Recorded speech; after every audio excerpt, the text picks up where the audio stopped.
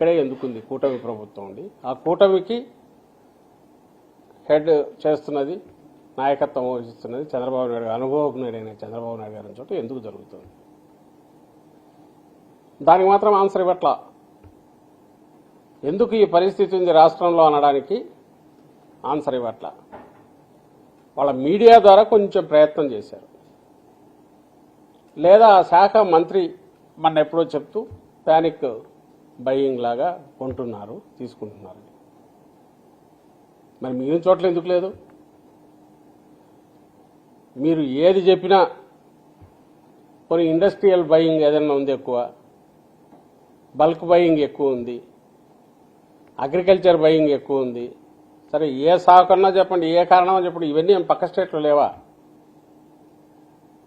అక్కడ వరి కోతకు వచ్చింటుంది, అక్కడ మైన్స్ ఉన్నాయి, అక్కడ ఇండస్ట్రీస్ ఉన్నాయి. మనకంటే ఎక్కువ కన్స్ట్రక్షన్ యాక్టివిటీ నడుస్తుంది హైదరాబాద్, బెంగళూరు లాంటి చోట. అన్నీ సేమ్ అక్కడ కూడా ఉన్నాయి కదా. మరి ఎందుకు ఇక్కడ మాత్రమే ఆ పరిస్థితి వచ్చింది గత 5 రోజులుగా? ఇదైతే ఖచ్చితంగా దీని ఆన్సర్ ఇవ్వాలిగా. ఇచ్చే ప్రయత్నం చేస్తోంది ఈ ప్రభుత్వం. ఇచ్చే ప్రయత్నం చేయకపోగా వాళ్ళ మీడియా ద్వారా ఈరోజు చూస్తే నవ్వొస్తుంది. అన్నిటికీ పాపాల భైరవుడు ఏదో ఐఓసీఎల్ అనే కంపెనీ, అది చేయాల్సినంత చేయలేదు, ఈనాడులో వచ్చింది, అందరు చూసే ఉంటారు. దీని తోడు అదెవరు పౌర సరఫరాల శాఖ, అది కూడా విఫలమైంది దీన్ని చేయడంలో.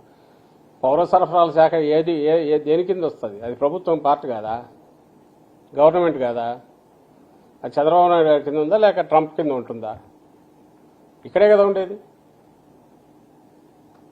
దానికి ముఖ్యమంత్రి ఆయనే కదా,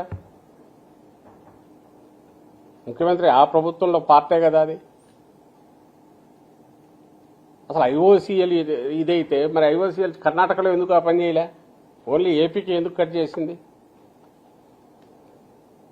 దీన్ని కవర్ చేయడానికి నోటికి వచ్చిన కథలు చెప్తున్నారు. క్రెడిట్ ఇవ్వట్లేదు. నాకు తెలిసి క్రెడిట్ పెట్రోల్ పంపులకు క్రెడిట్ ఉంటుంది అయితే నేను అనుకోవట్లా.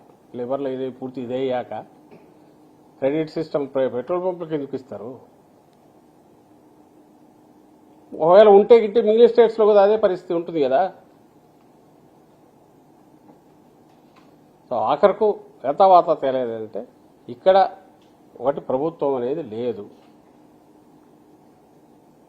ప్రభుత్వం అనేది లేకపోగా రాజకీయ నాయకత్వం లేకపోతే కనీసం అడ్మినిస్ట్రేషన్ అని నార్మల్గా జరిగేదేమో. గవర్నర్ పాలనలో ఉంటే వాటిని ఏమంటారు, అధికారులు వాళ్ళ పనులు వాళ్ళు చేసుకుంటూ ఉండేదేమో. అది కాకుండా ఇది అడ్డం పడుతోంది. ఈ పొలిటికల్ లీడర్షిప్ అనేది ప్రభుత్వం మామూలుగా ప్రజాస్వామ్యంలో ఎన్నికలు జరిగి వచ్చిన ప్రభుత్వం అనేది మోర్ పారదర్శకంగా, ప్రజలకు జవాబుదారీతనంగా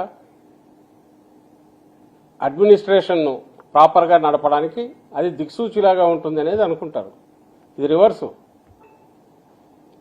ఇది లేకపోతే బాగుండేదేమో అని పరిస్థితి.